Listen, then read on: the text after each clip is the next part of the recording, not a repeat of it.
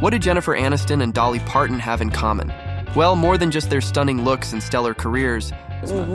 Absolutely. They're both diving back into Hollywood's spotlight, with Jennifer Aniston producing a fresh take on the classic comedy 9 to 5, teaming up with the talented Diablo Cody, who won an Oscar for writing Juno.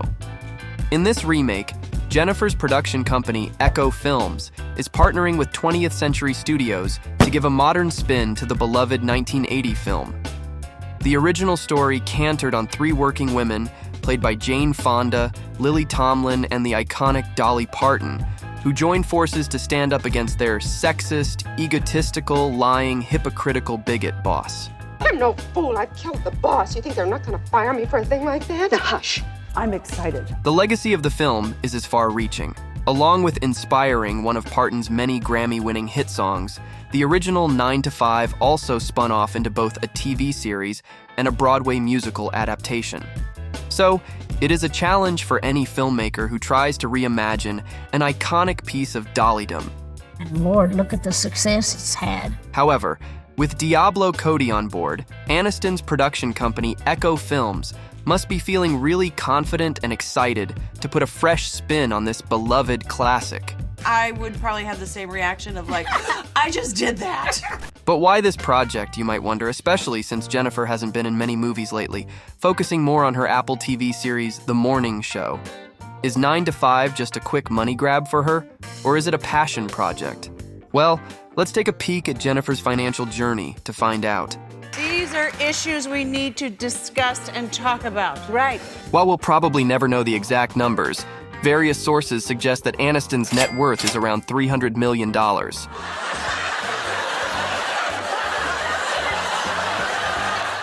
Oh, we know you know that Jen's mom, Nancy Dow, was a model and actress, and her dad, John Aniston, is a successful TV actor. Don't roll your eyes yet. Jennifer was not born with a silver spoon in her mouth, and she definitely didn't use her family connections to pave her path, which later became a highway to success. Growing up in New York City in a family of actors, Jennifer came to appreciate theater. When Dad learned of her acting ambitions, can you guess what his reaction was? Well, John Aniston was definitely not happy about his daughter's career choice. "I was hell-bent because my dad was just begging me not to be in the industry," Jennifer says. John did not want his daughter's heart to be broken in case of rejections. He advised her to become a lawyer instead. It should be fun. "But that was my one rebellion," Jen says. "I was hoping that I was going to make it so that I could prove him wrong." It took her a while to get there, though. It's not easy. It's honestly. As a kid, Aniston earned her weekly allowance doing household chores. Namely, she cleaned toilets and is proud to admit she was pretty good at it. "I grew up with absolutely no money at all," Jen says of her childhood. She clarifies that, although she did struggle, she was happy with her life. Surely she went through many auditions during her younger days. But what kept her afloat was her salary as a waitress, a telemarketer, an ice cream scooper, and a bike messenger. God, isn't this exciting? I earned this. I wiped tables for it. I steamed milk for it, and it was totally not worth it. Jennifer has admitted multiple times that she, wasn't very good at those jobs. As a telemarketer, her duties were to sell timeshares. "I didn't make one sale. I was terrible at it," Jen has admitted. "I was like, why do we have to call people at dinner time?" Jen also made some money from her haircutting gig back when she was in junior high. She remembers making $10 per cut.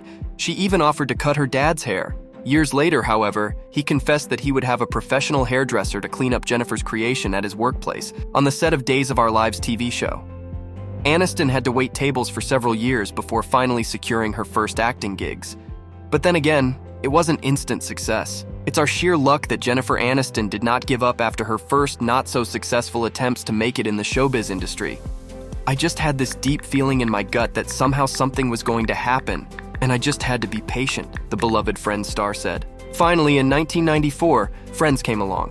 Each cast member started off with a per-episode salary of $22,500, which means that in her first year as Rachel, Aniston made over $500,000, which was quite nice for the 90s. As the show took off, so did the cast's salaries. Even by today's standards, Friends cast keeps its honorary spot among the highest-paid TV show stars of all times. Friends' popularity is unmatched. In 2018, Variety reported it was the most binge-watched show of that year. In total, Friends have earned Jennifer around $90 million, and that's before the bonuses and royalties. Royalties? Yeah. The show may have ended 16 years ago, but first the actors used to get their sweet $10 to $20 million for reruns due to syndication rights. Next, Netflix reportedly paid a record $100 million to keep the show on their streaming service for another year. Out of this monstrous amount, each star earned about $2 million. It's safe to say that the TV show will keep finding a new home for everyone to enjoy.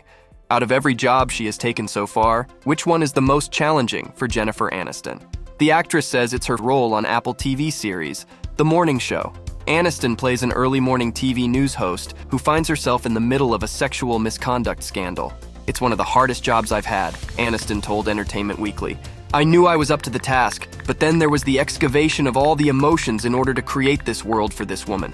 Then again, within the show, her character has to deal with fame and recognizability due to being a TV host, something that Jennifer Aniston is all too familiar with. I understand the isolation, not wanting to be seen, not wanting to be public, not wanting to have to go on a red carpet, Jen said. Her hard work on The Morning Show reportedly earned her and co-star Reese Witherspoon $1.2 million per episode. Between Friends ending and The Morning Show, Aniston appeared in dozens of successful movies like Marley and Me, The Breakup, Bruce Almighty, Just Go With It, Horrible Bosses, We're the Millers, Mother's Day, Office Christmas Party, Cake, Dumplin', that's to name just a few, and remind you of the movies you have most likely watched and enjoyed. Aniston's name on the posters had largely contributed to high box office earnings. According to Forbes, Aniston returns about $11 for every $1 paid. Jen's paychecks are also hefty.